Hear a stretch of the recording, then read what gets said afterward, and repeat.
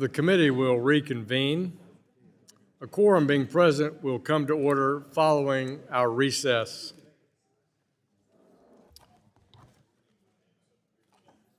Is there further debate on the amendment in the nature of the substitute?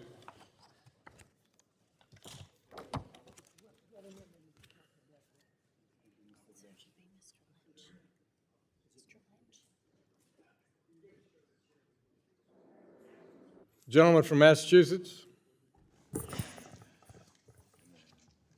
Mr. Chairman, I believe I have an amendment at the desk. The gentleman has an amendment at the desk. We'll pause for it to be distributed.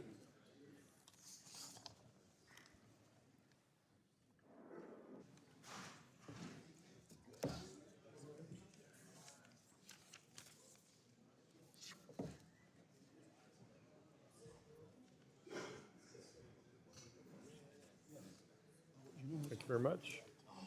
Yeah.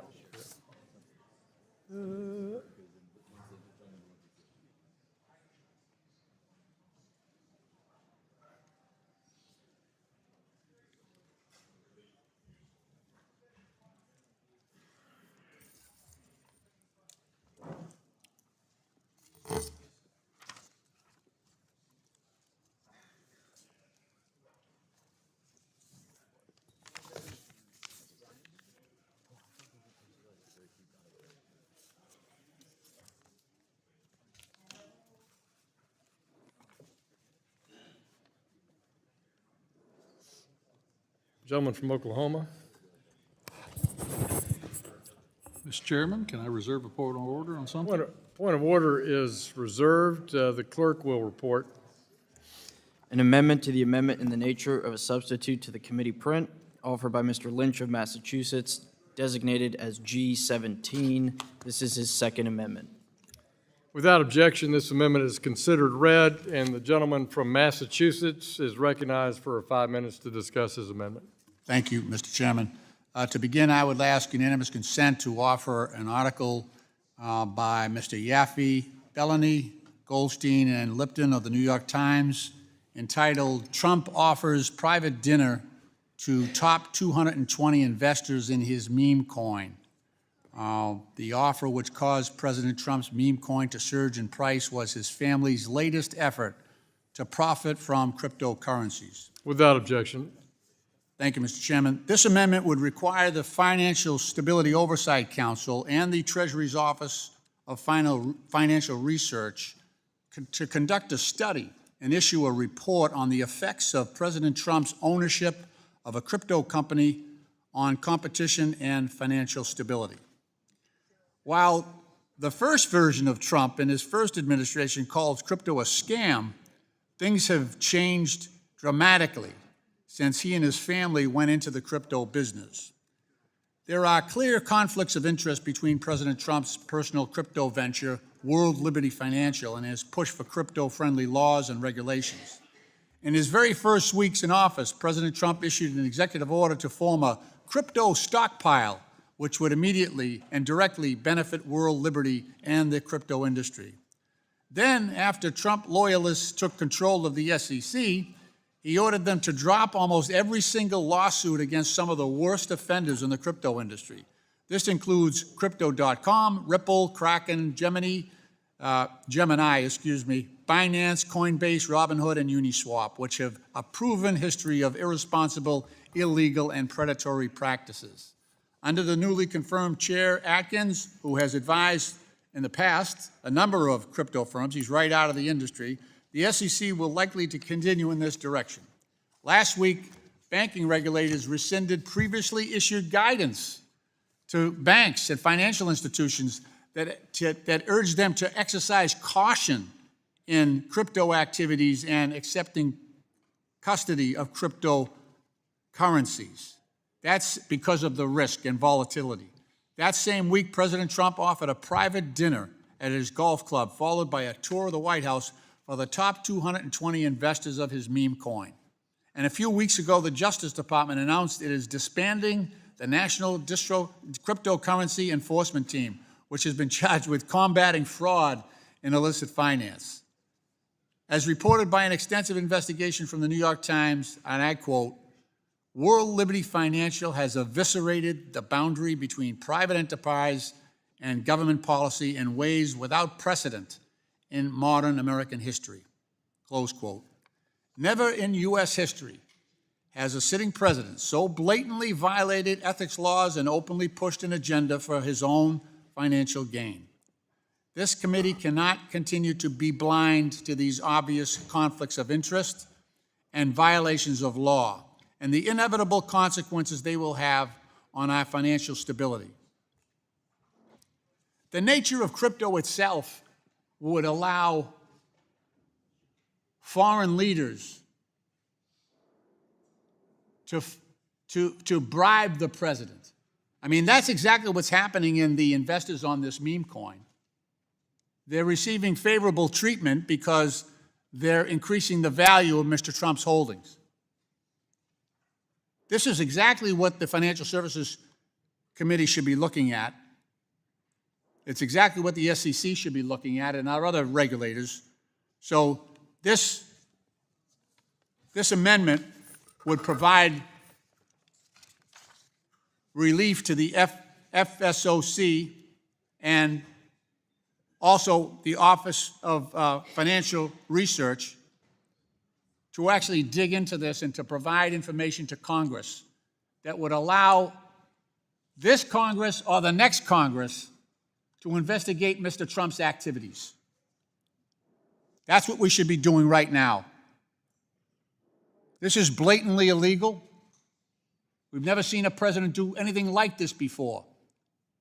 He's running roughshod over financial regulators and running roughshod over this Congress because people won't speak up. We should be here to defend and represent the people of our districts.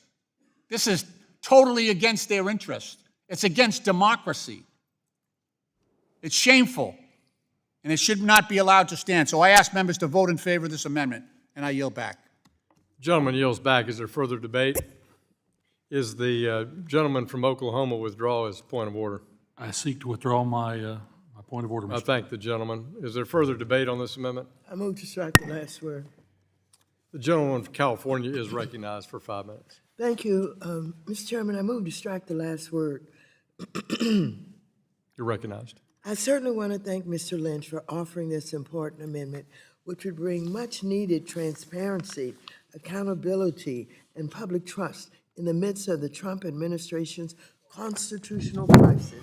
This amendment would allow the Financial Stability Oversight Council and Office of Financial Research to study and report on Trump's web of ownership of crypto companies, their conveniently timed promotion of financial products,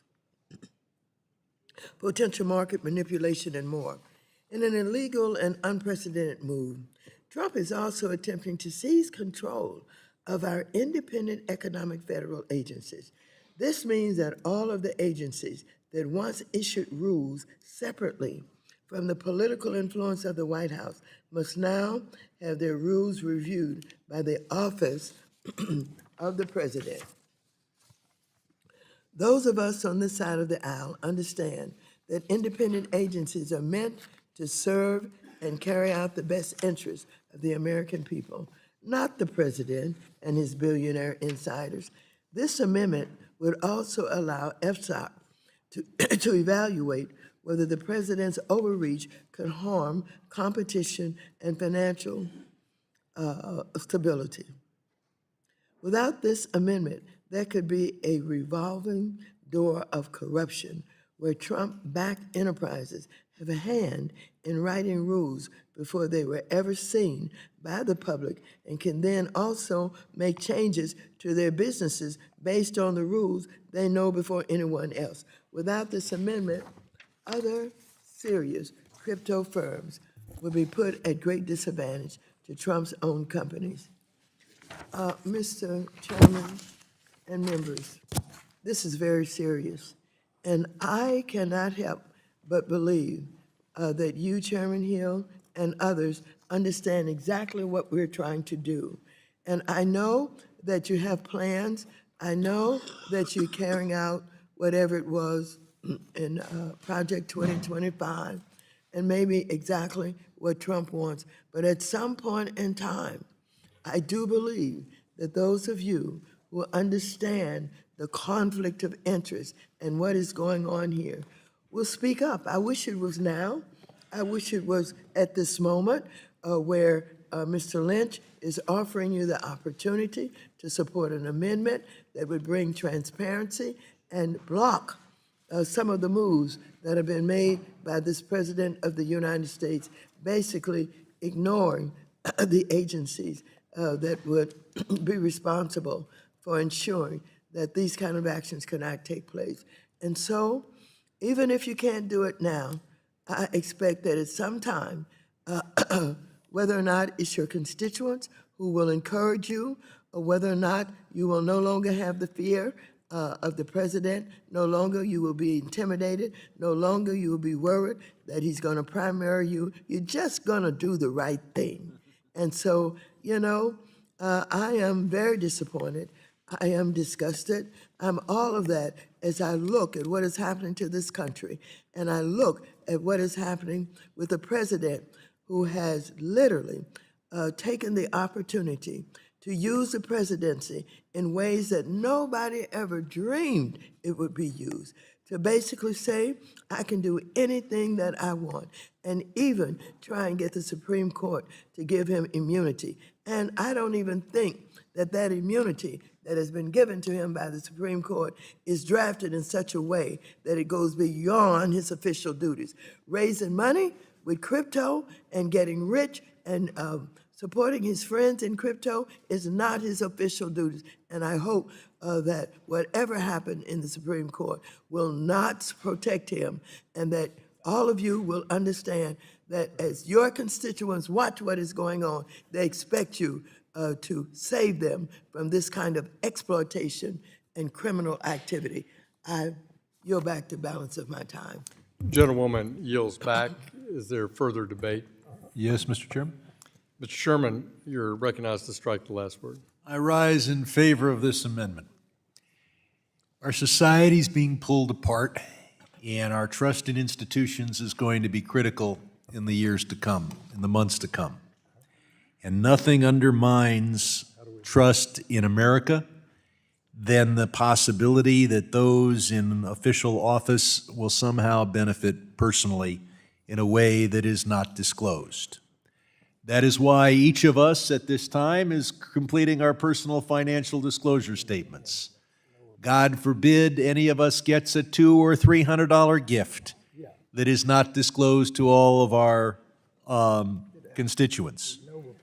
It is important that we have similar rules. It doesn't have to be quite at the $200 or $300 level with regard to the President of the United States. And one giant highway of loophole exists, and that is crypto in general, but Trump coin in particular. You see, 96% of Trump coin is owned by 40 wallets. Now, that doesn't mean 40 different people. That could all be one person, one family. So if you buy Trump coin, 96% of that purchase is benefiting those 40 wallets. The American people need to be assured that this is not a giant avenue by which foreign governments can provide, with perhaps losing 4% of their money, but 96% of their money going directly into the pocket of, I don't know who controls Trump coin, but it is called Trump coin. So having this kind of investigation is a small investment in Americans having faith in their government, just as the work that we do to complete our personal financial disclosure statements is a small investment in the public's trust. And so I would hope that everybody would vote for this amendment and say, let the American people have the benefit of this investigation, and let us assure the American people that oligarchs in America, or worse yet, foreign governments, are not using this obvious avenue to try to enrich a particular American family. With that, seeing that none of my colleagues wish me to yield them time, I'll yield back to the chair. Gentleman yields back. Does the gentleman from Oklahoma insist on his point of order? I do not. I thank the gentleman. Is there further debate on the Lynch amendment? The Vice Chairman? Thank you, Mr. Chairman. I'll make this very brief. Like a lot of the amendments that we have seen today, the amendments are seeking to make policy changes that we simply cannot address today in this markup for reconciliation. And to reiterate, everything that we're discussing and proposing in this bill has budgetary impacts, not policy impacts, and these budgetary impacts and savings are meant to get our country back on track, a path of fiscal health. I'm the co-chair of the Bipartisan Fiscal Forum, and have been doing a lot of work on making sure that we are back in line fiscally. That's what today's markup is about, so I urge my colleagues to vote no on this amendment. Gentleman yields back. Is there further debate on the Lynch amendment? If there's no further debate, the question now occurs on the amendment offered by the gentleman from Massachusetts. All those in favor, please say aye. Aye. All those opposed shall signify by saying nay. Nay. The nays have it. The amendment is not adopted. Request a roll call. The gentleman asked for a recorded vote. All those in favor of a recorded vote, raise your hands. A sufficient number having raised their hand, a recorded vote is ordered pursuant to subsection C5 of Rule 3 of the committee rules. Further proceedings on this amendment are postponed. Who seeks recognition?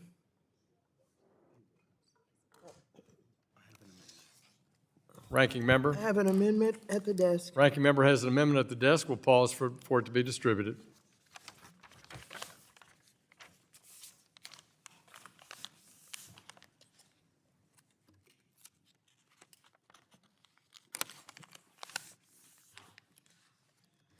Vice Chairman, would you like to make a motion?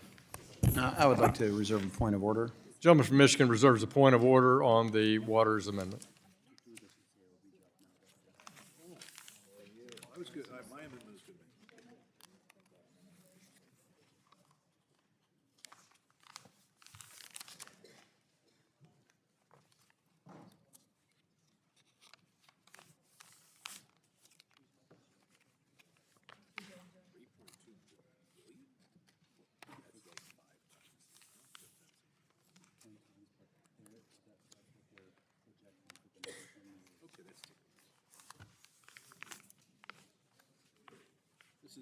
This is very similar to mine. I'll speak for hers. Just strikes the you can't collect the fee. Yeah. But this one also authorizes the fee. So this does the same thing with mine. Might as well put this one up.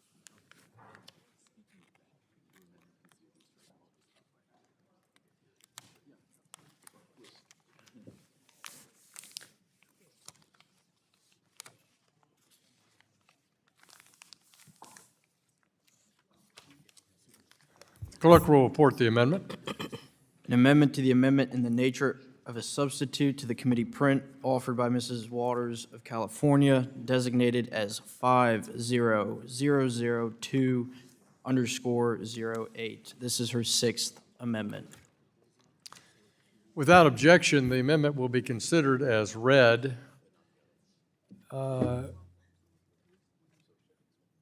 he's reserved a point of order already.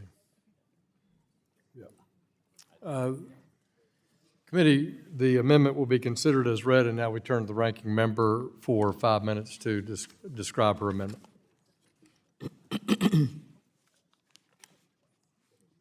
Mr. Chairman and members, shutting down the PCAOB would cost money and expand government while putting investors at significant risk and creating an opportunity for China to exploit its advantage.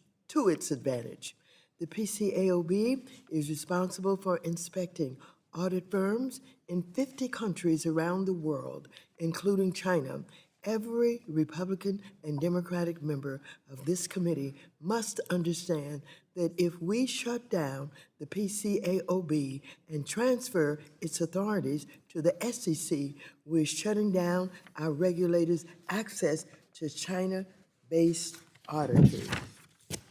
The agreements, the so-called Statement of Protocol that PCAOB signed in August 26, 2022, with China Securities Regulatory Commission prohibits any transferring of authority.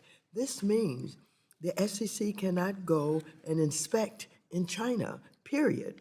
Only the PCAOB can. We asked the PCAOB to confirm this, and they did, in black and white. Mr. Barr, who was a Republican co-sponsor of the Holding Foreign Companies Accountable Act, who then spoke clearly on the PCAOB's vital role in implementing and enforcing the Holding Foreign Companies Act, should know that if we disband the PCAOB today, the SEC cannot simply be a substitute. We also know that the SEC has literally 0 inspectors who inspect in non-U.S. jurisdictions. They simply do not have the staff to perform these inspections. They would have to hire hundreds of staff, growing the federal government and costing billions of dollars. How is this cost savings? What part of this policy is making government smaller? Even after hiring hundreds of new staff and creating a new program, the SEC would have to negotiate new agreements around the world before it could even get access to perform these inspections. In the meantime, inspections would be halted for years, opening the door for fraudsters to cook the books, knowing no one is looking. This includes China, where for the first time in 20 years, thanks to the Holding Foreign Companies Accountable Act, PCAOB is finally holding Chinese audit firms accountable. But all that would stop if this provision were to pass while the SEC scrambles to get a new agreement in place, giving China the perfect opportunity to exploit. What the PCAOB is doing is working, and it doesn't cost a single taxpayer dollar. Throwing it out and adding new unnecessary workload to the SEC in its place is the very definition of waste and inefficiency. But if we're adding a new set of responsibilities onto the SEC, we sure should at least give them the means to implement that responsibility. So my amendment would authorize the SEC the budget necessary to carry out the PCAOB job and offset those costs by imposing necessary fees on large corporations whose audits the SEC would now need to inspect. We cannot ask the SEC to do the job without giving them the funds to do the work. I yield back the balance of my time, and I hope that the members understand exactly what I'm saying. Yield back. The gentlewoman yields back. Does the gentleman, the vice chairman, insist on his point of order? I will withdraw my point of order. Gentleman withdraws his point of order. Who seeks recognition? Is there further debate? Mr. Sherman of California, recognized to strike the last word. This amendment is very similar to the amendment that I will offer, and perhaps I won't even need to offer mine, depending upon whether people have things to do later this evening. Our friend Mr. Foster points out that members were not here in 2008, so certainly members who are not here in 2002 should listen carefully. And what I say is not partisan. I'm not going to mention crypto or any president of the United States, anything like that. In fact, everything I say is actually said in the name of Mike Oxley, whose picture is right over there. For the Sarbanes-Oxley bill created the PCAOB with its dedicated funding source. Why did we need to do that? Because of Enron and WorldCom. The first costing shareholders $180 billion, the second $74 billion. And so I'm not speaking in partisan, which means just because if you're partisan, you can't just tune me out. We need the PCAOB. The question is, who would fund it? Now, if you want to make the DCCC's job easier, and God knows they have a tough job, you will reject this amendment and pass what you've originally drafted. What does it do? It says that instead of the money to make sure that big companies can assure their shareholders of audit quality, instead of that money coming from the big corporations that benefit, it should come from your constituents. I mean, the TV commercial makes itself. Why would anyone here vote to eliminate a fee on the 1,000 biggest multinational companies in the world and to transfer all those costs on to the people who vote for you? You're welcome to ignore this amendment, but that's what you'd be doing. So why is this important to our capital markets? We have $100 trillion capital markets. They're the envy of the world, and we have to attract capital from all the world if we're going to support our lifestyle and, more important, our economy. So what are we able to do in telling the world? First, we tell them that we have a PCAOB, which is negotiating in its role as a private corporation, deals with China to audit those companies, to audit the auditors of those companies. So those deals go away. They're not assignable. We have to start all over. Who knows who gets delisted? Who knows what audit quality we'll have? But putting aside that, let's say everything just gets transferred over to the SEC. But there's no dedicated funding source. So people thinking of investing in the United States have to wonder, will this be adequately funded or not? There's no dedicated funding source. There's no assurance. It seems like an easy thing to cut. So why would somebody invest in American companies or those listed on American exchanges if they have no assurance that the auditors will be audited?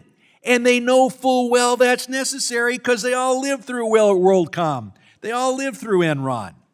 So what this amendment does is it provides money for 10 years, and it says that that money is going to come from the corporations that benefit. You know, I pay an accountant. I have not asked your constituents to pay my bill. The biggest companies in the country have accountants, then they have auditors, and then they have the PCAOB to make sure the auditors are doing a good job. I don't think your constituents should pay for that. I think the company should pay for that, and I think it should be a dedicated stream that the markets can rely upon so that they'll know that year after year they can rely on the audits. Because if we go back to a system where whether the PCAOB's functions are being carried out or not is up in the air, then we go back to a system that could give us WorldCom and Enron, and I will spare you a description of the accounting ruses that were used. They were sophisticated, they were massive, and they bankrupted both companies with those multi-hundred-billion-dollar losses.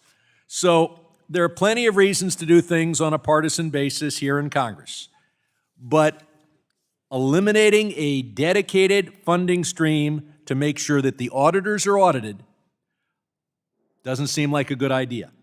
And shifting whatever costs there are from the corporations who benefit from this to people in your district who may not own any stock seems absurd. I'll also point out that this idea of getting rid of the PCAOB was never discussed with the CPA caucus, the bipartisan CPA caucus, and with that I yield back. Gentleman yields back. Who seeks recognition? Gentleman from Michigan, the Vice Chairman of the full committee, Mr. Heisinger. Thank you, Mr. Chairman. I move straight to the last word, and I just want to address to you, Mr. Chairman, our efforts today are about working to get our country on a more sustainable fiscal trajectory. This amendment would increase spending and would certainly be counterproductive to these efforts. We could debate and argue about whether this is actually a policy change. This is an improvement, less clear maybe that it's a complete policy change from the last one, which would, of course, violate our purposes today.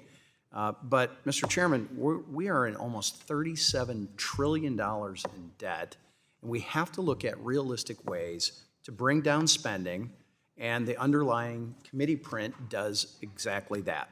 This amendment goes the opposite direction.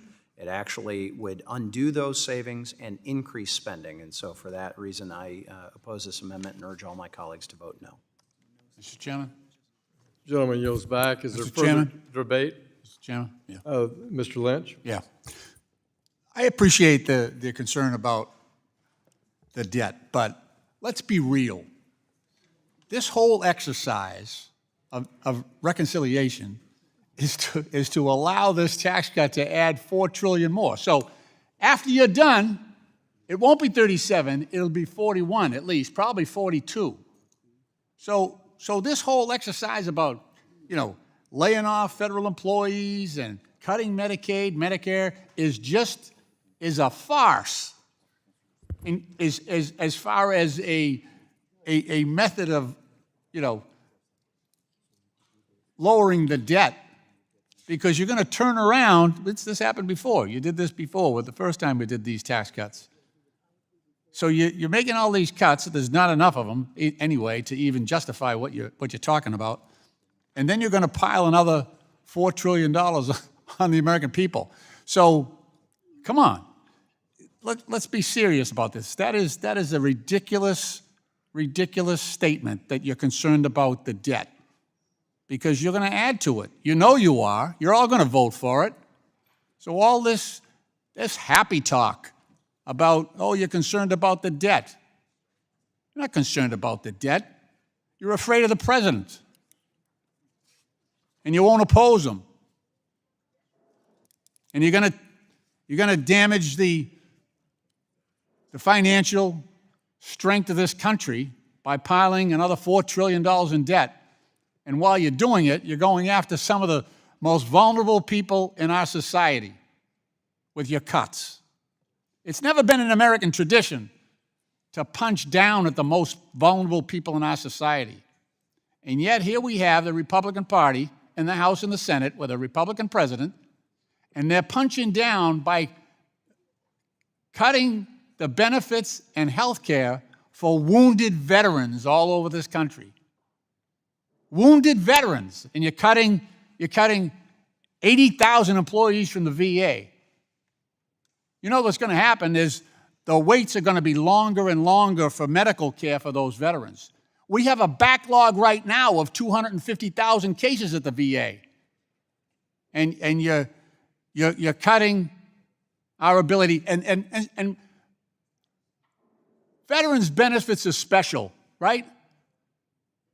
They're special because they are obligations incurred and owed for courageous service previously rendered. Every single veteran laying in a hospital bed in any VA hospital in this country is owed those benefits, is owed that treatment. They served. By definition, every one of them honorably served to get those benefits. And now Trump just laid off 2,400, so they're gone. And now he's pledging to lay off another 80,000. He wants to shrink the footprint of the VA, probably close some hospitals. So that's just the veterans. Then he goes after seniors. He's cutting Medicaid. Every single senior in this country in a nursing home is relying on Medicaid for part of their care. He's closing, so you got seniors. Then he's closing Head Start and cutting food and school lunches for kids that qualify for lunch programs in this country. Those are the most, you talk about wounded veterans, senior citizens who can't care for themselves, and children. That's who you're going after.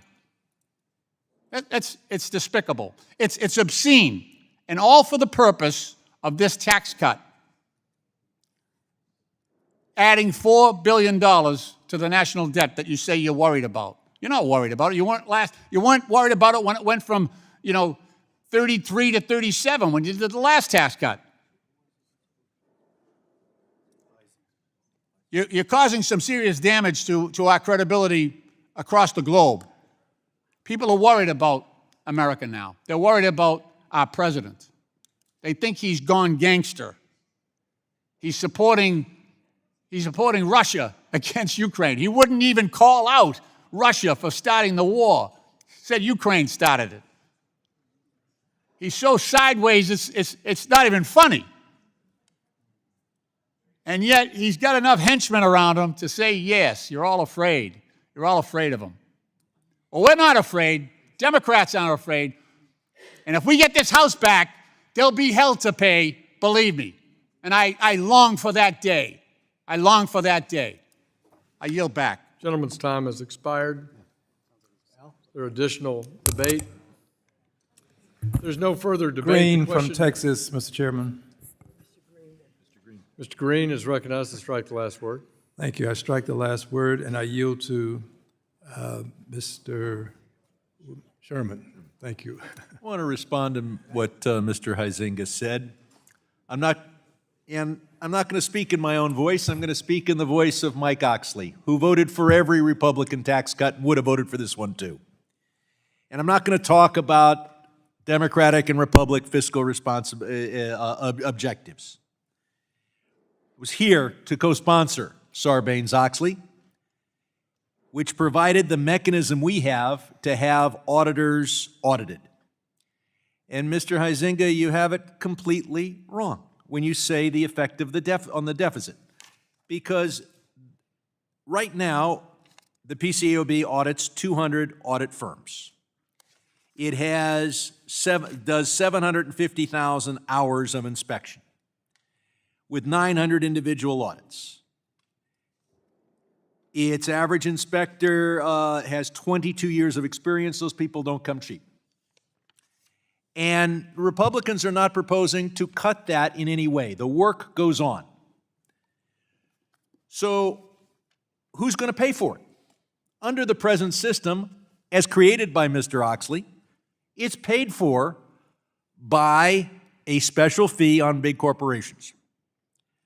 Under this bill, it's entirely paid for by the general fund of the United States, thereby adding to the deficit.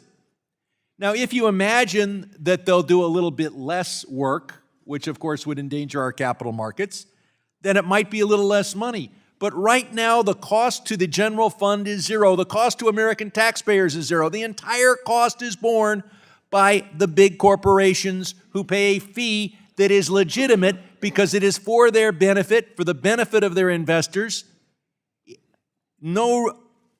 So how can somebody make a impassioned speech saying that the general fund has too large a deficit and then argue for something that imposes all of these costs of the 750,000 hours of inspection on the cost of American taxpayers? So we have a system. It works. It shouldn't be cut. And for God's sakes, it should be paid for by those who benefit. Who benefits? Ultimately, the giant corporations and their investors. Who shouldn't be paying for it? Constituents in your districts that happen to own no stock. So, what I hear in this room is general rhetoric, both from my side and the other side, about how wonderful the tax bill is, how wonderful different approaches are. Let's talk about the PCAOB. Let's talk about the system to pay for auditing the auditors and put aside all these partisan differences. Realize that it was a Republican whose picture is right there, who thought that there should be a dedicated funding stream paid for by the corporations that benefit from it. And if you want to renounce that, don't say that you're reducing the deficit. You're increasing the deficit by the full amount that the SEC decides to spend doing this work. The work isn't cheap. It now costs over $300 million a year, and that is the increase in the deficit that will occur if we fail to pass this amendment. So I just wish that accounting issues were discussed with the accountants a little bit more. And I would point out also that this committee passed overwhelmingly the Holding Chinese Companies Accountable Act and then the accelerating bill.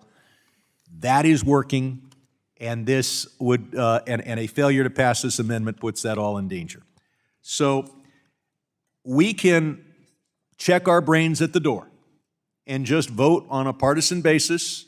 Every vote's the same, push, as if every vote is on the Republican tax bill, and the individual things that we're considering in the committee are an irrelevancy. But I didn't come here to just cast 50 votes saying Democrats yay, Republicans that's not why I'm in this room. And hopefully that's not why you're in the room as well. So with that, and with 2 seconds, I yield back. Gentleman yields back. Is there further debate? Yes, sir. The gentleman from Georgia, Mr. Scott's recognized to strike Yeah, first. I would like to yield time to Ranking Member Waters. Thank you. Thank you so very much, Scott. The American people who tuned in for this hearing or reading its transcript would be surprised to know that Republicans were very supportive of PCAOB as an independent standard setter and regulator. And so I'm very, very moved by Mr. Sherman in the way that he described that Republican support. And so what I'm going to do is take a few minutes to read some of the quotes for your information. Quote, for the first time, the accounting profession will be regulated by an independent board. This board will set clear standards to uphold the integrity of public audits and have the authority to investigate abuses and discipline offenders. Quote, unquote. This was President George W. Bush at the signing of Sarbanes-Oxley Act, centerpiece of which was the establishment of PCAOB. Quote, another quote, this legislation builds a strong and independent board to oversee the accounting industry. It will eliminate the climate of self-regulation that has historically guided accounting. Quote, unquote. This was the late Republican Mike Enzi, senator from the great state of Wyoming. Another quote, PCAOB bears great responsibility for restoring and upholding integrity in the accounting industry and the financial statements of American business, unquote. This was the former Republican chairman of this very committee, the late Mike Oxley of Ohio, whose august portrait, as it was pointed out by Mr. Sherman, is hanging to my left, right next to Chairman Baucus, who also supported the PCAOB. Next, quote, the PCAOB plays an invaluable role in our efforts to strengthen corporate America's credentials here at home and around the world, unquote. That was Republican SEC Chairman, the late William Donaldson. Further quote, I am pleased with the bipartisan multi-agency approach to addressing these critical investor protection issues and greatly appreciate the work of Congress, the Department of the Treasury, my fellow financial regulators, the PCAOB, and the SEC staff. Quote, unquote, this was Trump's SEC Chair, Jay Clayton. So let's keep going. Next, quote, this bill builds off of the bipartisan Holding Foreign Companies Accountable Act to protect investors, ensure the integrity of financial statements, and create a level playing field for issuers on U.S. exchanges. Okay, unquote. Let us go further. This was my friend, Congressman Andy Barr, when he co-led the Accelerating Holding Foreign Companies Accountable Act that renewed PCAOB's authority and bolstered PCAOB to now audit China-based auditors. Today's bill that disbands the PCAOB would also mean our regulators can no longer audit China. Next, quote, it's incumbent upon this committee to highlight the indispensable roles of the PCAOB in upholding transparency, accountability, and stability with our markets, unquote. And this was my good friend, Chairman of the House Financial Services Committee's Capital Markets Subcommittee, Ann Wagner, not some years or decades ago. This was at the last hearing this committee held on PCAOB just past Congress on December 12, 2023. The American people should be reminded that PCAOB does not cost a dime to taxpayers. Its job is to make sure large corporations do not lie in their financial disclosures. The PCAOB was widely supported by Congress. The act that created the PCAOB passed the House under Republican leadership with a vote of 423 to 3. It passed the Senate with a vote of 99 to 0. The record I just laid out shows Republicans supported the PCAOB, but as soon as Project 25 targeted the PCAOB, my Republican colleagues' attitudes shifted. I would be remiss not to mention that the current, Gentlewoman's time has expired. I yield back because I know you don't want to hear any more.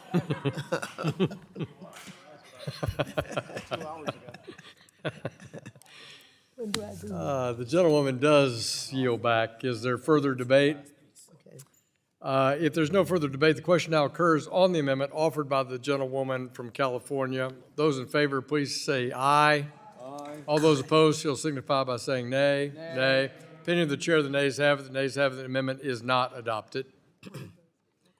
A recorded vote is requested. The gentlewoman requests a recorded vote. All those in favor, raise your hand. A sufficient number having raised their hand, a recorded vote is ordered pursuant to subsection C5 of Rule 3 of the committee rules. Proceedings on this amendment are postponed. Is there further debate on the amendment in the nature of a substitute?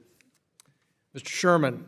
I have an amendment at the desk. Mr. Sherman has an number one. amendment at the desk. We'll pause for it to be distributed.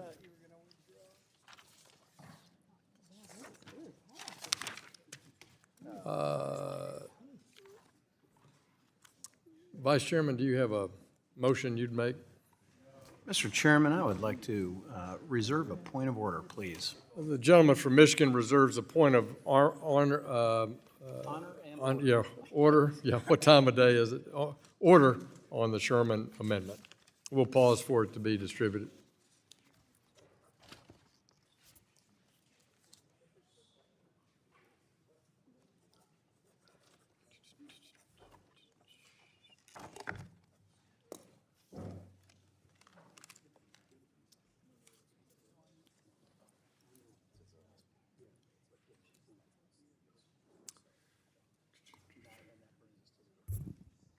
Clerk will report. An amendment to the amendment in the nature of a substitute to the committee print offered by Mr. Sherman of California, designated as Sherman 041. This is his first amendment. Without objection, the amendment will be considered as read, and we now turn to the author amendment. Mr. Sherman, for a description, you have 5 minutes. This amendment would simply strike the language which prohibits the SEC from imposing the fee that supports the work that would be assigned to the SEC, and that is the work of auditing the auditors. Again, I'm hoping to overcome partisan knee-jerk reactions. The first question before us is, should we have the auditors audited? At pretty much, and I will yield to any Republican who has an opinion on whether we should keep doing that at pretty much the same levels that we've done it over the last 20 years. I don't see any Republican giving me a comment, yes or no. The second question is, assuming we are going to audit the auditors, do we want that cost to be, let me back up a little bit. Keep in mind, the SEC is now under Republican control. Even if my amendment passes, the exact amount of auditing of the auditors will be determined by a Republican SEC.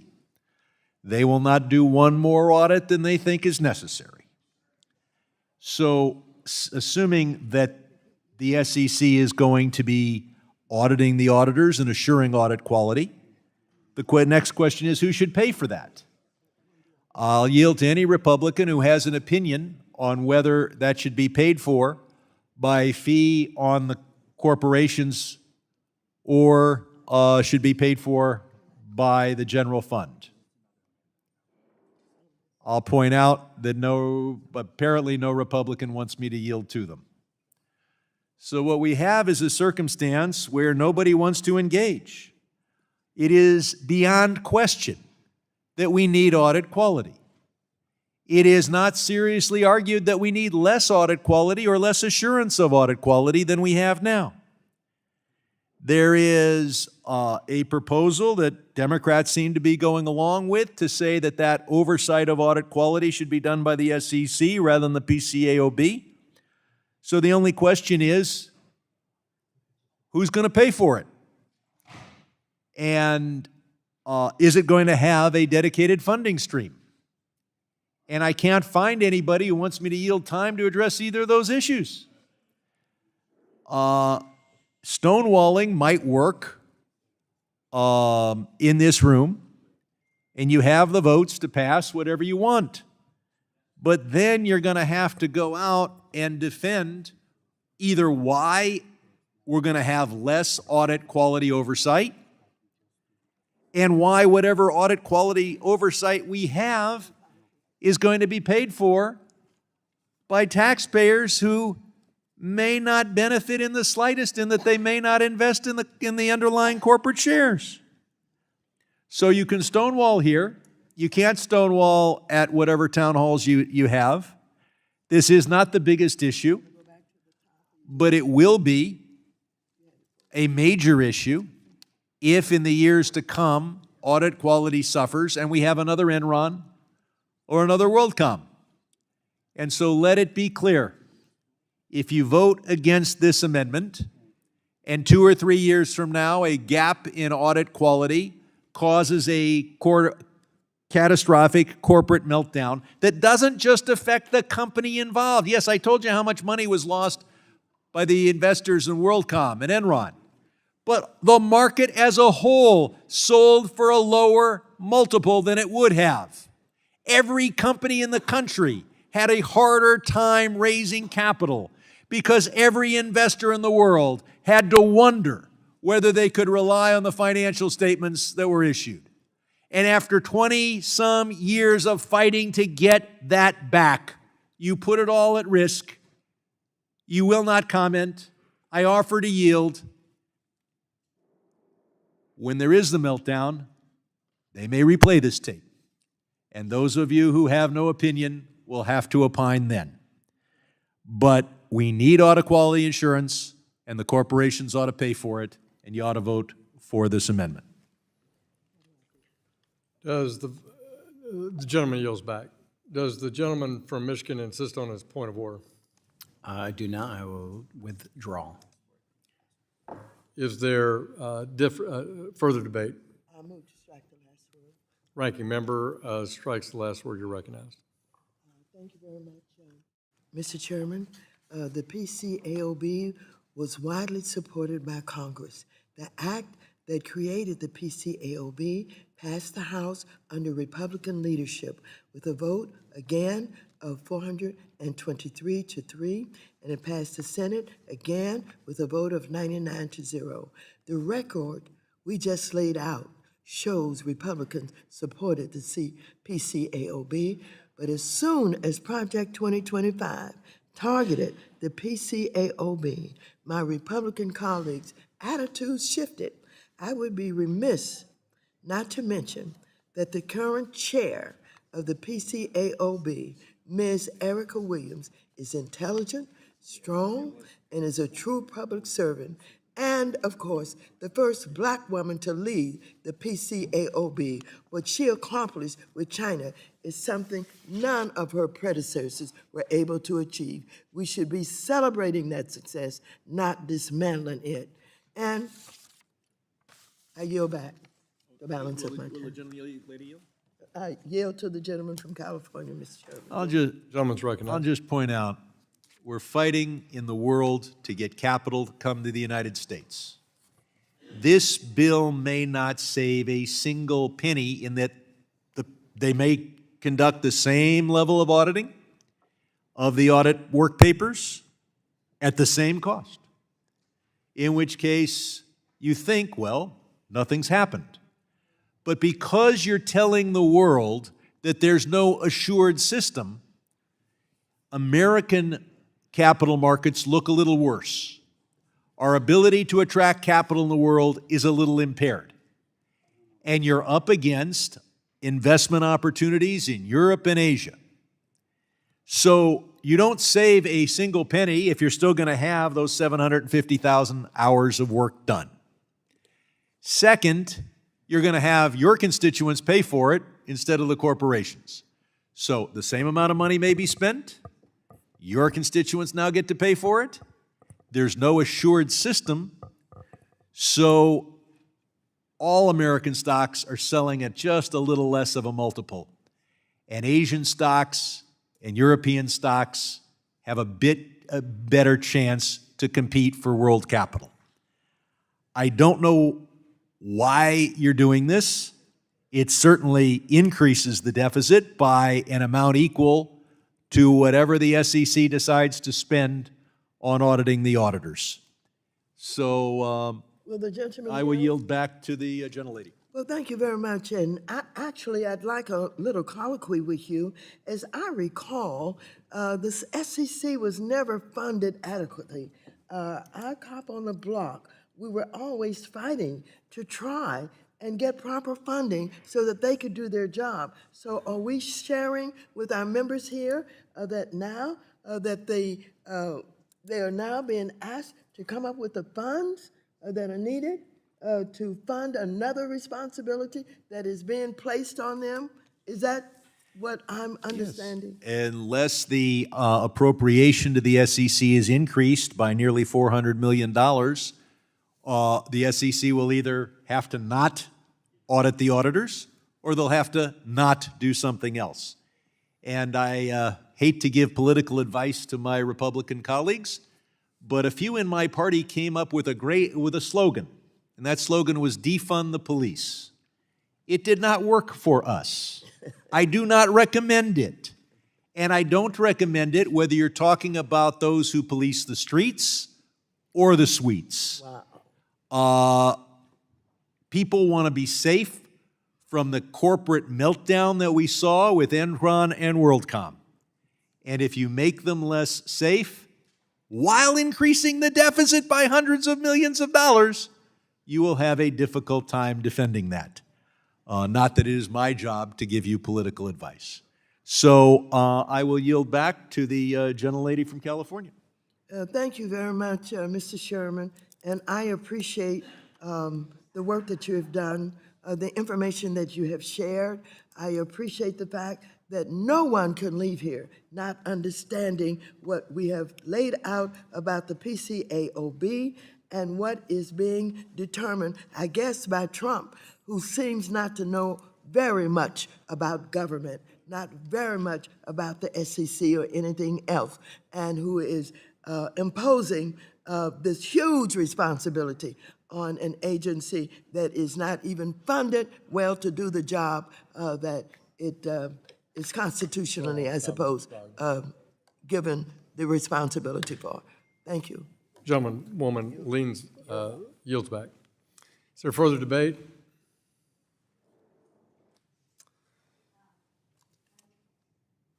The gentlewoman from Michigan. I move to strike the last word. Gentlewoman's recognized for 5 minutes. Thank you, Mr. Chairman. I want to address Ms. Presley's personal attack on myself prior to the break. Mr. Chairman, earlier today, when Miss Presley knew I was conducting other official business as the highest-ranking elected woman in the House of Representatives, she took advantage of an opportunity to score cheap political points. I'm in Congress to serve the people of my district, and I am always available to my constituents and my colleagues, both Democrats and Republicans. Miss Presley has never contacted me. She had an opportunity to let me know about this outreach, but she chose not to. The right thing to do in this body is to work with each other to actually help constituents. That's the core of our job. Instead, Miss Presley weaponized this mother's pain to score cheap political points and get airtime on the Rachel Maddow show. This, unfortunately, is very common now for some of my colleagues on the left. They keep fueling misinformation. But here's the truth. The people of Michigan have suffered for decades under the weight of extreme liberal policies. Democrats shipped manufacturing jobs overseas, and elitists from Boston snarkily mock our tradesmen and farmers. My constituents sent me to DC to fight for them and preserve their health care. And that is exactly what I am here to do. And you know what? I would fight for Congresswoman Presley's constituents too. And with that, Mr. Chairman, I yield back. Gentlewoman yields back. Is there further debate on this amendment? Is there further debate on this amendment?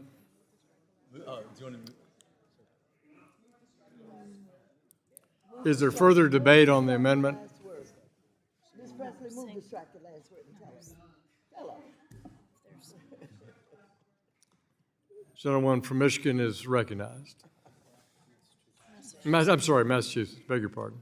Yes. Does that mean you're voting no? Will you be voting no? That's really what your constituent cares to know.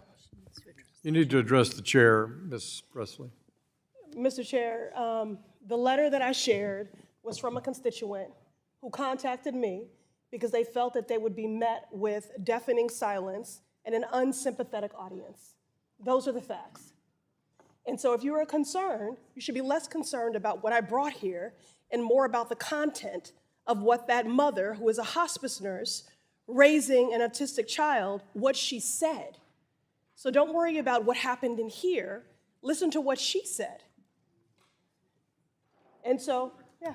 So I would urge all of my colleagues to be people of conscience and to vote no, because your constituents and the majority of the people in this country do not support what you are being complicit in. I yield. Gentlewoman yields back. Is there further debate on this amendment? The question now occurs on the amendment offered by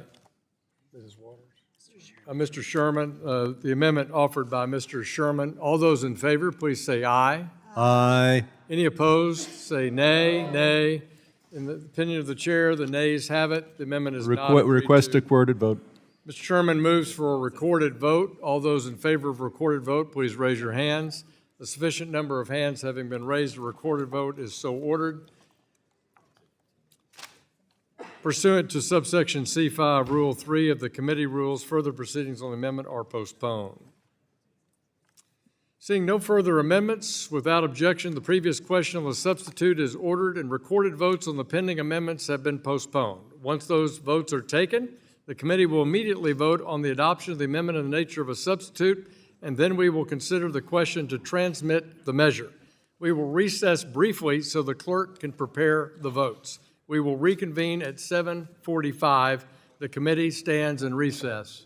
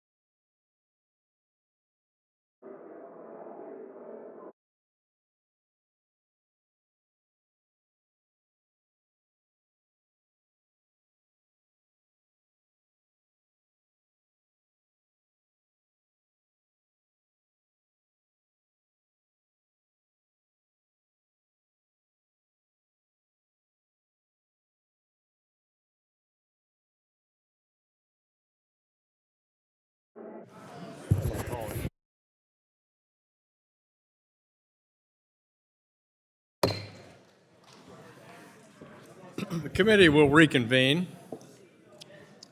A quorum being present, the committee will come to order. I'd like to start before we commence our votes. I'd like to call on the ranking member who has a special recognition she'd like to make. Thank you very much, Mr. Chairman. I would like to recognize Aaliyah Fierro, the Minorities Director of Housing and Insurance, whose last day is today. Aaliyah first started on the committee as a fellow and worked her way up to eventually becoming my top housing staffer. Aaliyah was one of our first hires when I became chairwoman, and bringing her on board was a no-brainer. She's smart, she's fierce, she's dedicated, and she knows housing programs like the back of her hand. Aaliyah is an advocate for the least of these, for the homeless, for those struggling to afford their rent, for those who want to become homeowners, and for those who simply want and deserve a better life. Aaliyah's work on housing is rooted in her strong values, and those values are the result of her upbringing. Aaliyah started her education as a student at Head Start, an important program of which Aaliyah should be its poster child. Because of Head Start, Aaliyah went to college and received a master's degree from an Ivy League university. Our country, our government, and our Congress needs more Aaliyahs, and I'm sad to see her go, but I thank her for her hard work up through and including today's marathon markup. Thank you, Aaliyah. We wish you the very best.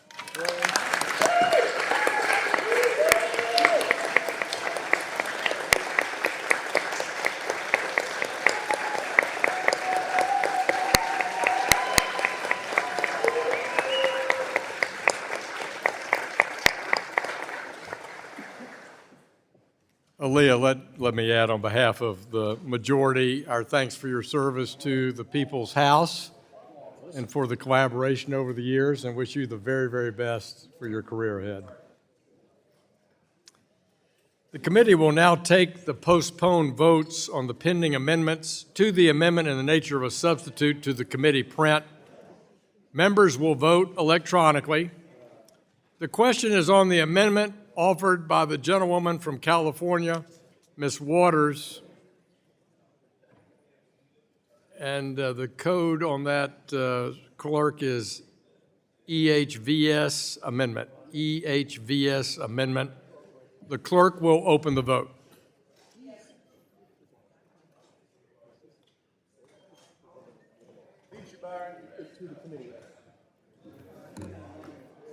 The fuck is she talking? The only number that was given in the meeting.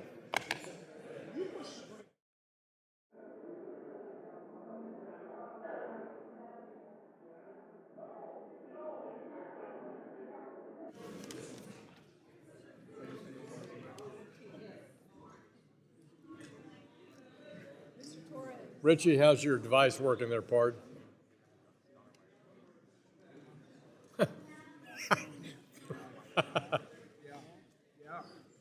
We don't have Kasten, we don't have Gottheimer, we don't have Himes.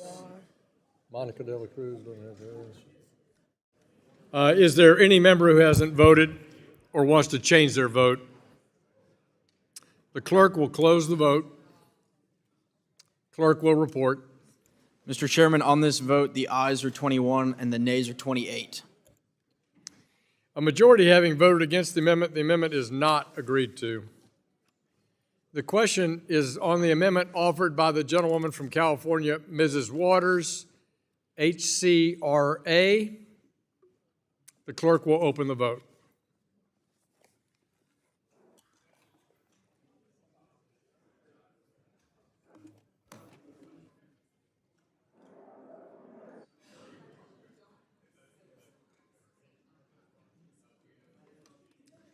Is there any member who hasn't voted or wants to change their vote? The clerk will close the vote. Clerk will report. Mr. Chairman, on this vote, the ayes are 21 and the nays are 29. A majority having voted against the amendment is not agreed to. The question is now on the amendment offered by the gentlewoman from New York, Mrs. Vasquez. This is Vasquez 021. The clerk will open the vote.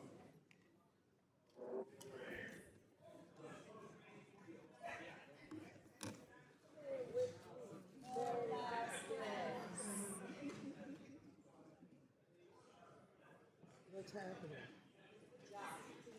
Ranking member Waters? What's happening? Try again. Aim it right down here. Yeah, right there. You got it. Yep.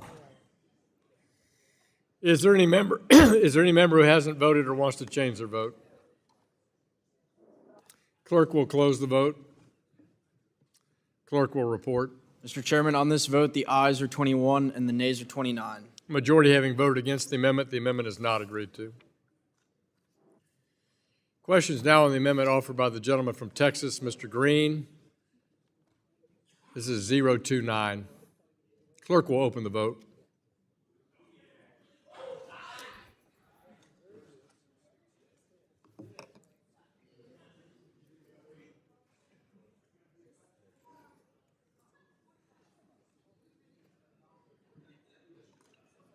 Is there any member who hasn't voted or would like to change their vote?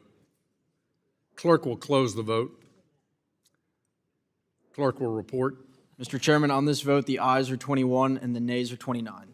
A majority having voted against the amendment is not agreed to. The question is now on the amendment offered by the gentlewoman from Georgia, Ms. Williams. This is the Home CDBG amendment.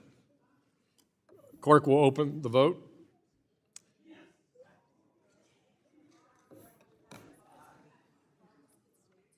Is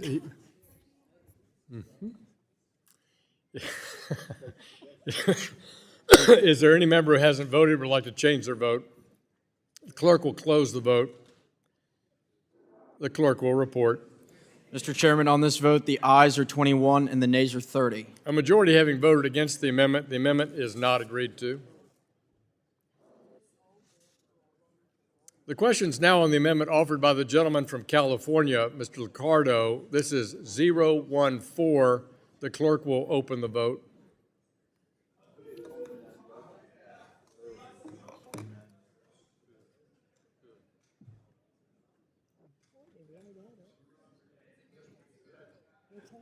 Aim right down by the clerk right there. Right down on the table where that blue light's kind of flashing. Right where the clerk is sitting right here.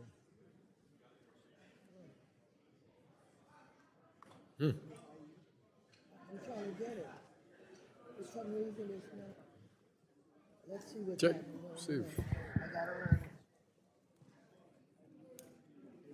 The little blue light. I'm doing the blue Yep. light. Can you see something in the LCD display?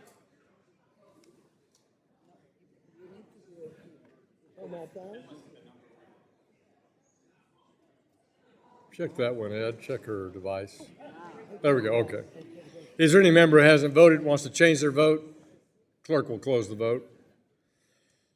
Clerk will report. Mr. Chairman, on this vote, the ayes are 21 and the nays are 30.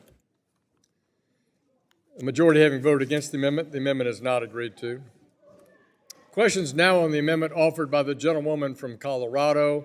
This is Pedersen 029. Clerk will open the vote.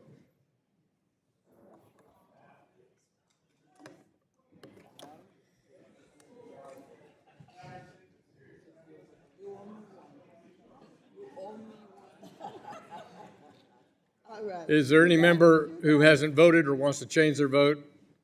The clerk will close the vote. The clerk will report. Mr. Chairman, on this vote, the ayes are 21 and the nays are 30. A majority having voted against the amendment is not agreed to. The questions now on the amendment offered by the gentleman from California, Mr. Liccardo. This is 018. Stand by, that says Waters. Check that. This is the Liccardo Amendment 018. There we are. Open the vote.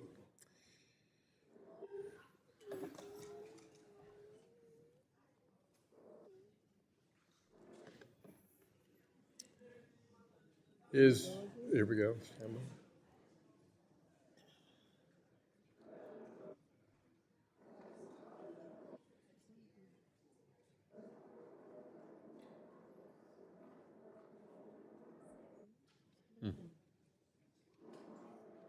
So,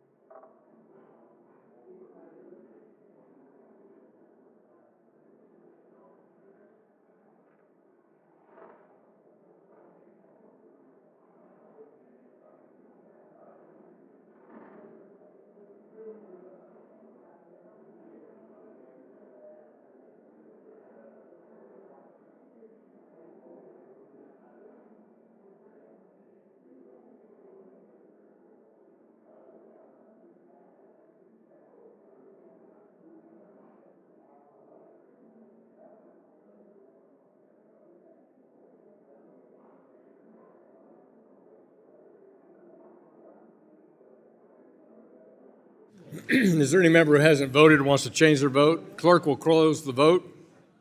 Clerk will report. Mr. Chairman, on this vote, the ayes are 21 and the nays are 30. Majority having voted against the amendment is not agreed to. The question is now on the amendment offered by the gentlewoman from California, Mrs. Waters. This is G02. The clerk will open the vote.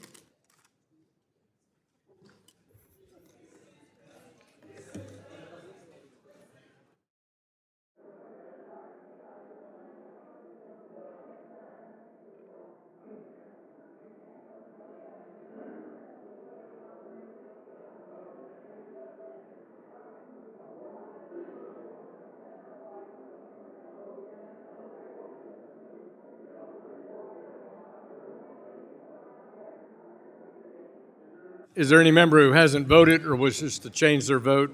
Clerk will close the vote. Clerk will report. Mr. Chairman, on this vote, the ayes are 21 and the nays are 30. A majority having voted against the amendment is not agreed to. The question is now on the amendment offered by the gentleman from New York. This is 024. The clerk will open the vote.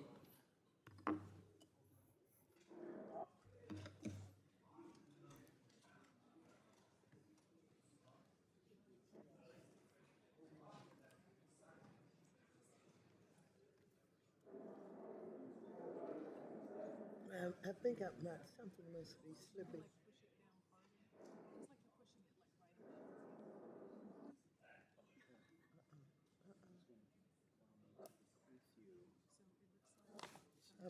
I'm trying to catch the blue light.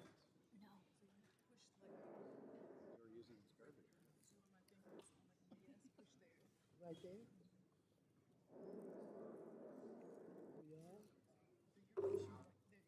There you go. But then I did it with this. Is there any member who hasn't voted or wants to change their vote? Clerk will close the vote. Clerk will report. Mr. Chairman, on this vote, the ayes are 21 and the nays are 30. A majority having voted against the amendment is not agreed to. Questions now on the amendment offered by the gentleman from Massachusetts, Mr. Lynch. It's G01.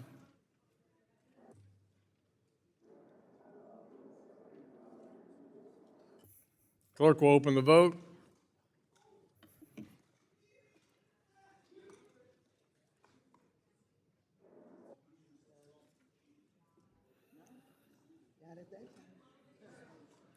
Is there any member who hasn't voted, wants to change their vote? Clerk will close the vote. Clerk will report. Mr. Chairman, on this vote, the ayes are 22 and the nays are 30. A majority having voted against the amendment is not agreed to.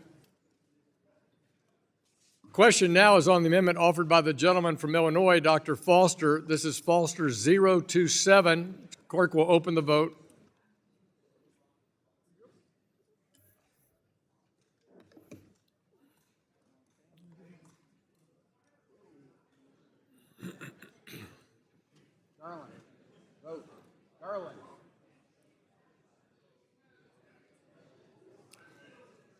Is there any member who hasn't voted or wants to change their vote? The clerk will close the vote. Clerk will report. Mr. Chairman, on this vote, the ayes are 22 and the nays are 30. A majority having voted against the amendment is not agreed to. The question is now on the amendment offered by the gentleman from Illinois, Dr. Foster. This is Foster 028. The clerk will open the vote.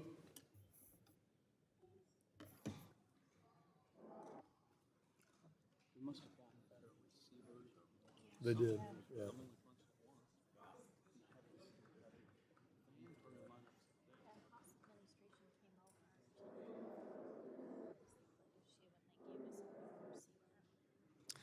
Is there any member who hasn't voted, wants to change their vote? The clerk will close the vote.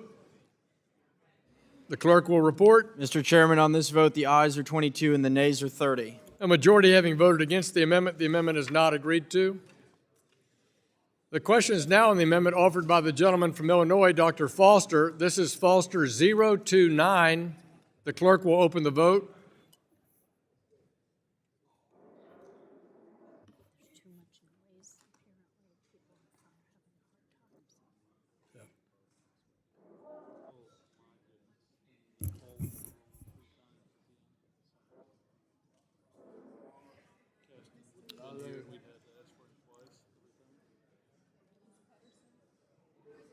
Ms. Patterson?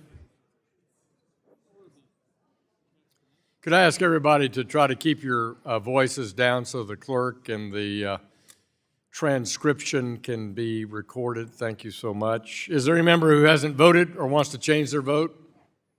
Clerk will close the vote.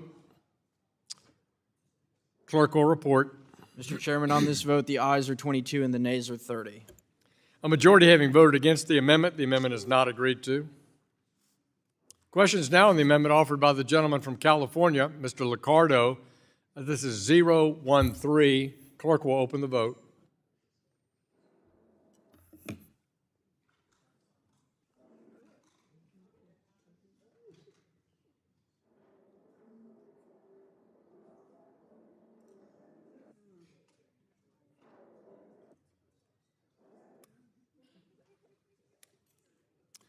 Is there any member who hasn't voted, would like to change their vote?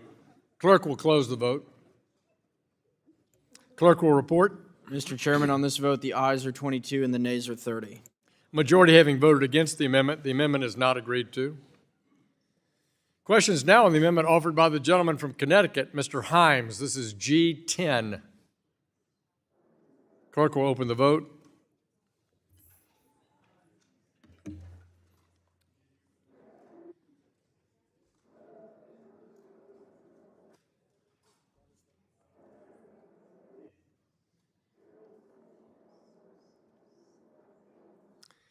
Is there any member who hasn't voted or would like to change their vote?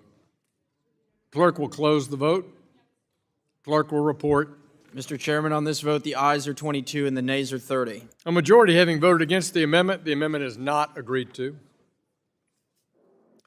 The question is now on the amendment offered by the gentlewoman from Georgia, Ms. Williams. This is G11. Clerk will open the vote.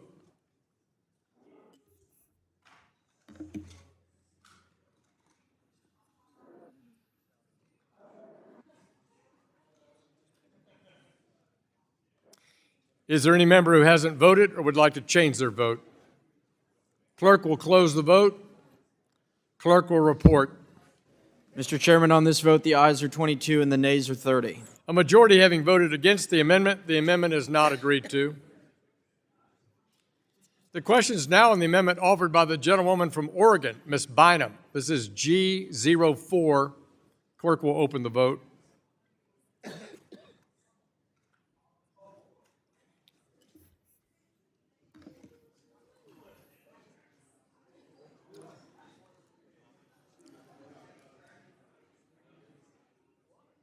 Is there any member who hasn't voted or would like to change their vote?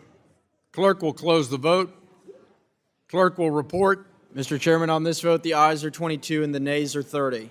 A majority having voted against the amendment is not agreed to. The question is now on the amendment offered by the gentlewoman from Oregon, Ms. Bynum. This is G05.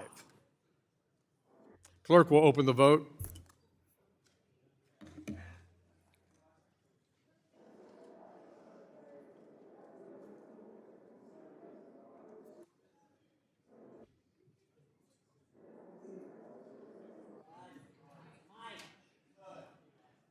Mr. Flood?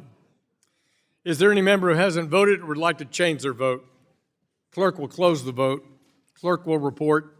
Mr. Chairman, on this vote, the ayes are 22 and the nays are 30. The majority having voted against the amendment is not agreed to. The question is now on the amendment offered by the gentlewoman from Oregon, Ms. Bynum. This is G09. The clerk will open the vote.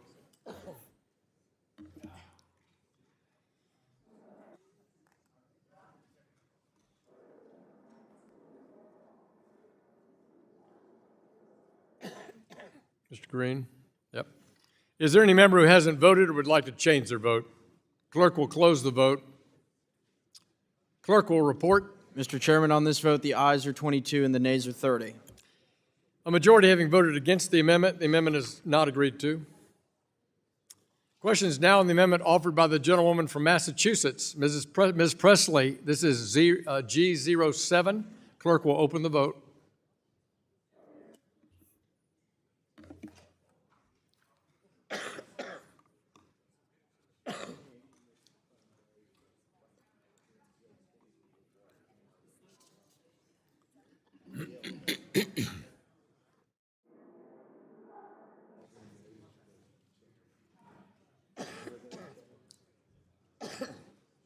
Fitz. Is there any member who hasn't voted, would like to change their vote? Clerk will close the vote. The clerk will report. Mr. Chairman, on this vote, the ayes are 21 and the nays are 31. A majority having voted against the amendment is not agreed to. The question is now on the amendment offered by the gentlewoman from Massachusetts, Ms. Presley. It's G08. Clerk will open the vote.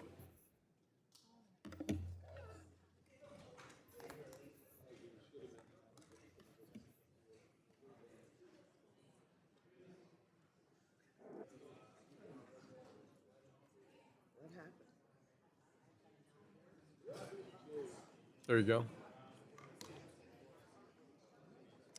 Is there any member who hasn't voted or would like to change their vote? The clerk will close the vote. The clerk will report. Mr. Chairman, on this vote, the ayes are 21 and the nays are 31. Majority having voted against the amendment is not agreed to. Let me remind you again to please lower your conversations. Thank you. Question is now on the amendment offered by the gentlewoman from Massachusetts, Ms. Presley. This is G18. The clerk will open the vote.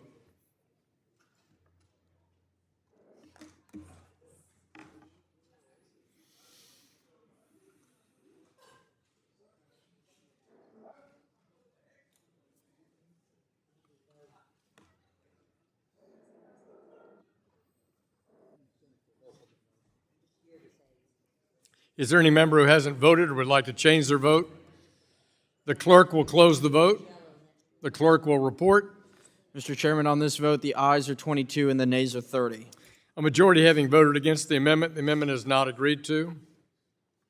Questions now on the amendment offered by the gentlewoman from Massachusetts, Ms. Presley. This is G19. The clerk will open the vote.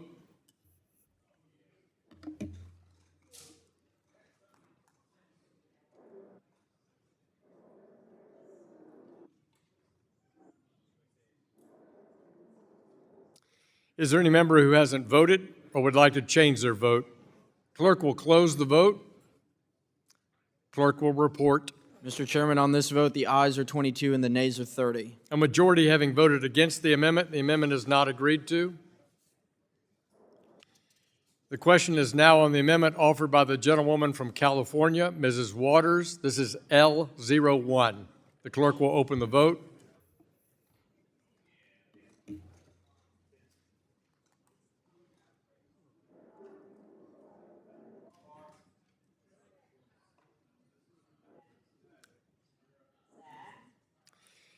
Is there any member who hasn't voted or would like to change their vote? The clerk will close the vote. Clerk will report. Mr. Chairman, on this vote, the ayes are 22 and the nays are 30. A majority having voted against the amendment is not agreed to. Question is now on the amendment offered by the gentlewoman from California, Mrs. Waters. This is L02. The clerk will open the vote.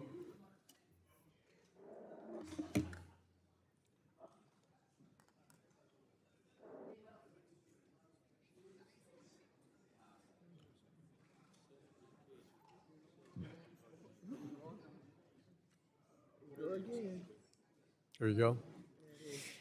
Is there any member who hasn't voted or would like to change their vote? The clerk will close the vote. Clerk will report. Mr. Chairman, on this vote, the ayes are 22 and the nays are 30. A majority having voted against the amendment is not agreed to. The question is now on the amendment offered by the gentleman from Illinois, Dr. Foster. This is Foster 030. Clerk will open the vote.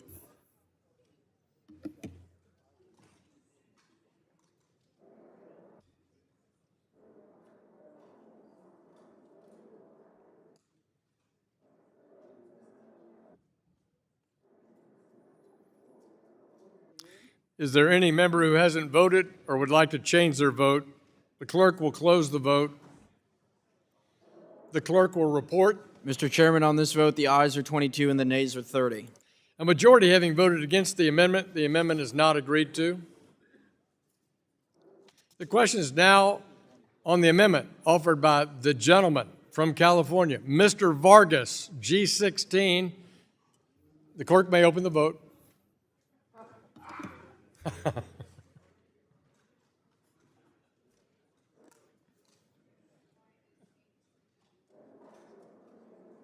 Is there any member who hasn't voted or wants to change their vote? The clerk will close the vote. Clerk will report. Mr. Chairman, on this vote, the ayes are 22 and the nays are 30. A majority having voted against the amendment is not agreed to. The question is now on the amendment offered by the gentlewoman from Michigan, Ms. Tlaib. This is G13. The clerk will open the vote.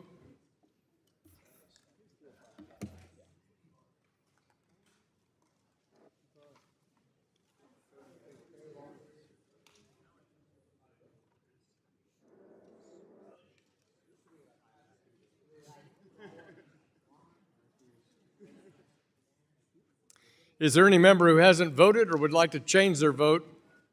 Clerk will close the vote. Clerk will report. Mr. Chairman, on this vote, the ayes are 22 and the nays are 30. A majority having voted against the amendment is not agreed to. The question is now on the amendment offered by the gentlewoman from Colorado, Ms. Pedersen. This is G12. Clerk will open the vote.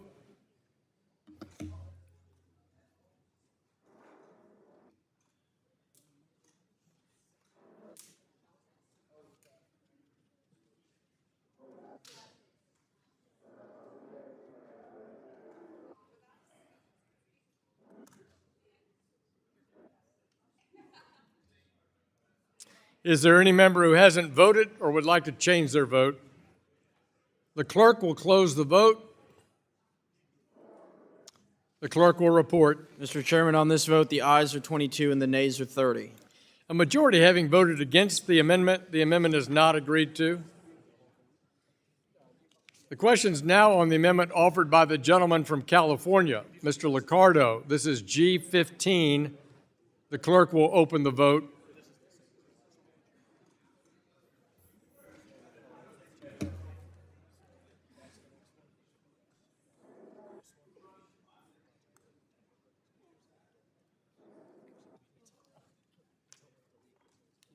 Is there any member who hasn't voted or would like to change their vote? Clerk will close the vote, and the clerk will report. Mr. Chairman, on this vote, the ayes are 22 and the nays are 30. A majority having voted against the amendment is not agreed to. The question is now on the amendment offered by the gentlewoman from Oregon, Ms. Bynum. This is Bynum 8. The clerk will open the vote.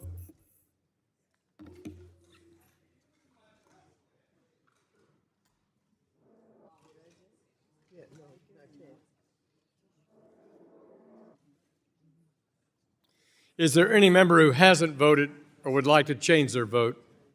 The clerk will close the vote. Mr. Chairman, clerk- on this vote, the ayes are clerk will 22 and the nays are 30. A majority having voted against the amendment is not agreed to. The question is now on the amendment offered by the gentlewoman from Oregon, Ms. Bynum. This is, 50,201. Clerk will open the vote.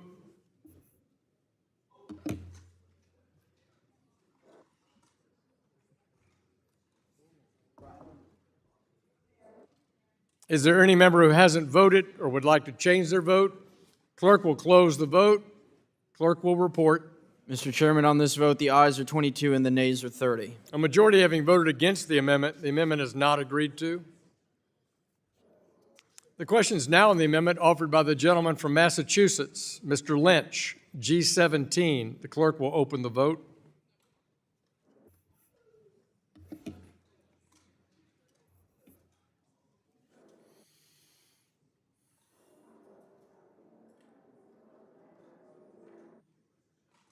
Is there any member who hasn't voted or would like to change their vote? Clerk will close the vote.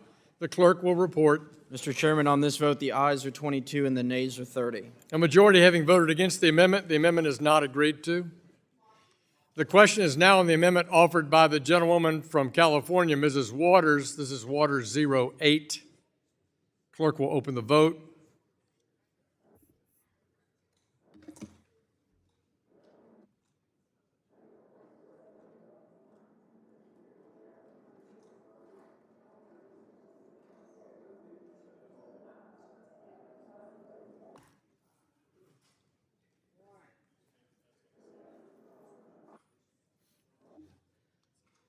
Is there any member who hasn't voted or would like to change their vote? Clerk will close the vote. Clerk will report. Mr. Chairman, on this vote, the ayes are 22 and the nays are 30. A majority having voted against the amendment is not agreed to. The question is now on the amendment offered by the gentleman from California, Mr. Sherman. This is Sherman 41. The clerk will open the vote.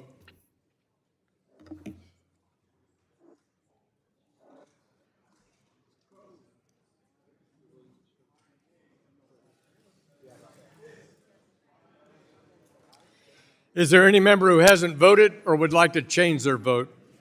The clerk will close the vote. The clerk will report. Mr. Chairman, on this vote, the ayes are 22 and the nays are 30. A majority having voted against the amendment is not agreed to.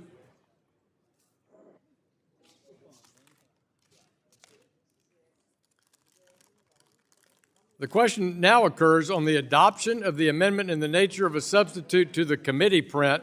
All those in favor shall signify by saying aye. Aye. All those opposed shall signify by saying nay. Nay. In the opinion of the chair, the ayes have it. The ayes have it, and the amendment in the nature of substitute is adopted. I move the committee now do transmit the recommendations.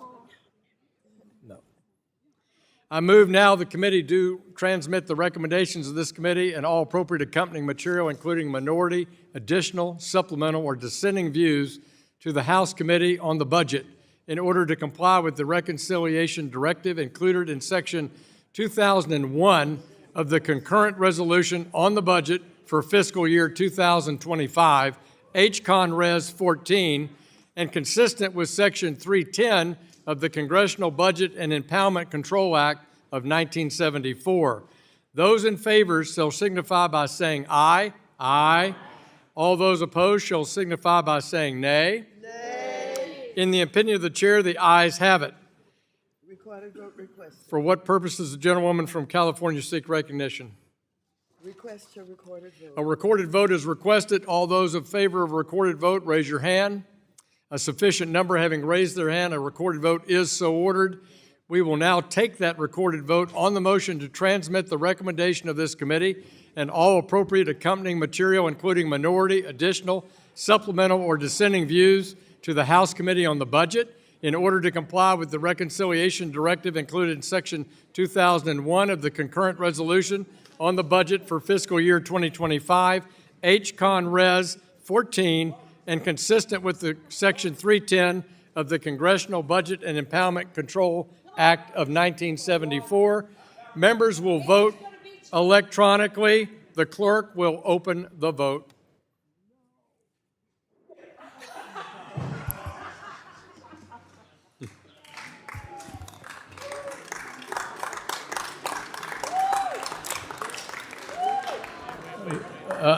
Is there any member who has not voted? Any member who has not voted? Is there any member who wants to change their vote? The clerk will close the vote. The clerk will report. Mr. Chairman, on this vote, the ayes are 30 and the nays are 22. A majority having voted in favor of the motion, the committee print is ordered transmitted to the House Committee on the Budget. Without objection, a motion to reconsider is laid on the table. Without objection, staff are authorized to make necessary and conforming changes to the committee print. And pursuant to House Rule 11, Clause 2L, I give notice that all members have the requisite number of days to file supplemental, minority, additional, or dissenting views. No further business. The committee stands adjourned.